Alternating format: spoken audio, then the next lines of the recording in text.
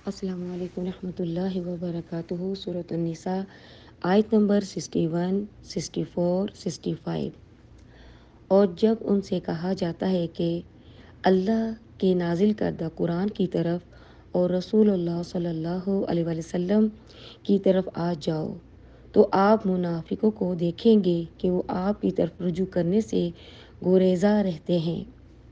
और हमने कोई पैगंबर नहीं भेजा मगर इसलिए कि अल्लाह के हुक्म से उसकी अताअत की जाए।